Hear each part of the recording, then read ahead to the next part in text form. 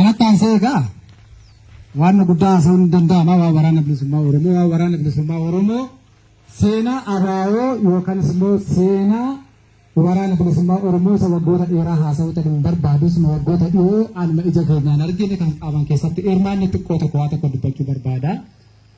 Waraanni bilisummaa Oromoo keessatti iyyuu waggoota arfan darban keessatti haalonni silaati hin eegamnee fi haalonni silaa hin yaadamne waraana bilisummaa Oromoo mudatee ture.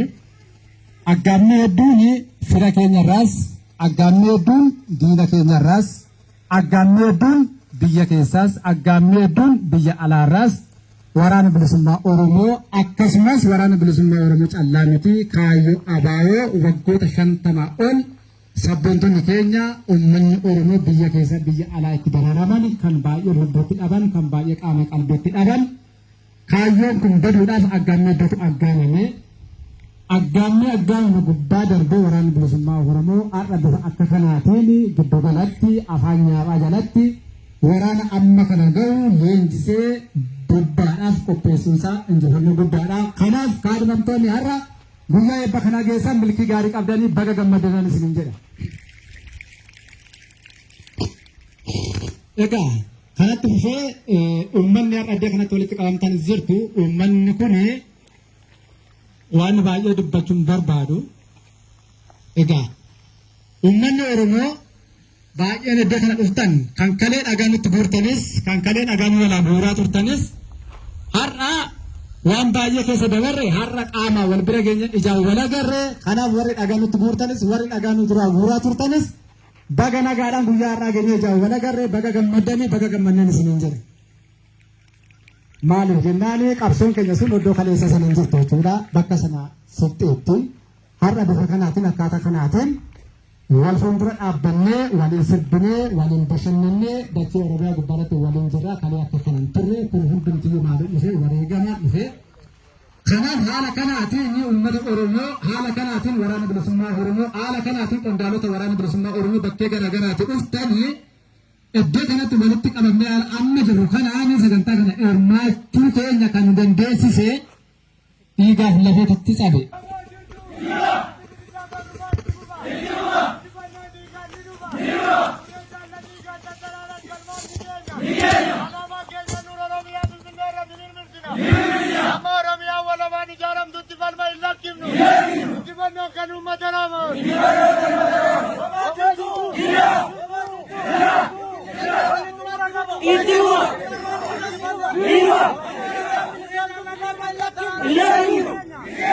Kaayyoon kuni kan uummata Oromooti malee kan murna tokko yookanis immoo kan jarmiyaa tokko miti. Kanaaf yoo waaqallee kadhannu waaq nu bilisoomsu jenna malee waaq ijoollee kana bilisoomsu hin jennuudha. Kanaaf uummanni akkuma isiniin jedhe sana waan nuti qabnu kan keessan nutiyyuu kan keessan. Kanaaf qabsoo kanas dhiibee namni bakka kanaan ga'e qabsoo kanas kunuunsee namni bakka kanaan ga'e isin waan injifannoo waraana bilisummaa Oromoo yeroo dubbannu waraana bilisummaa Oromoo duuba eenyutu jira yoo jedhani uummata Oromootu jira. Waraana bilisummaa Oromoo duuba eenyutu jira? Haadha isaatu jira, abbaa isaatu jira, obboleessa isaa, obboleettii isaatu jira. Waraanni bilisummaa Oromoo kanaaf jabaate.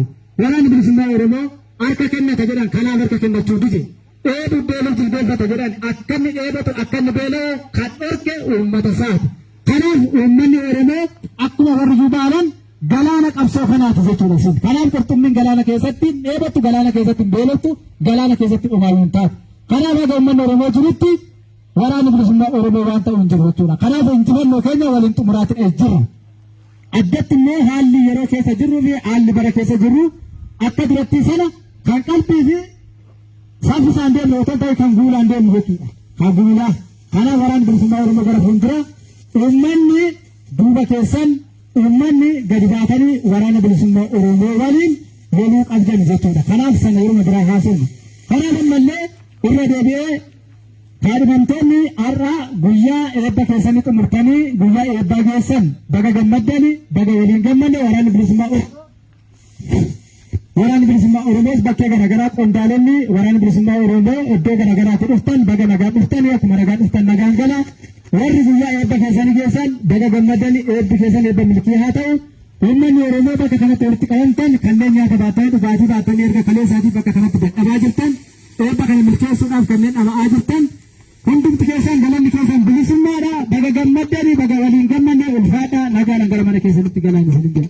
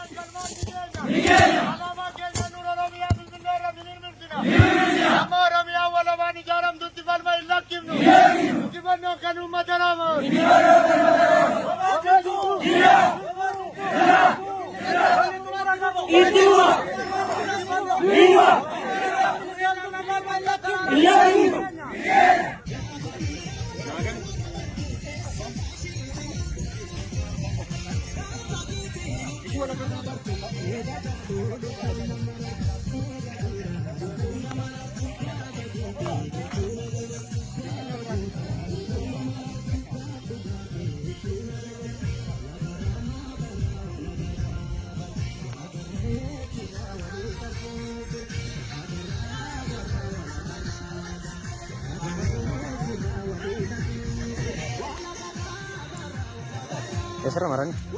Esra marah.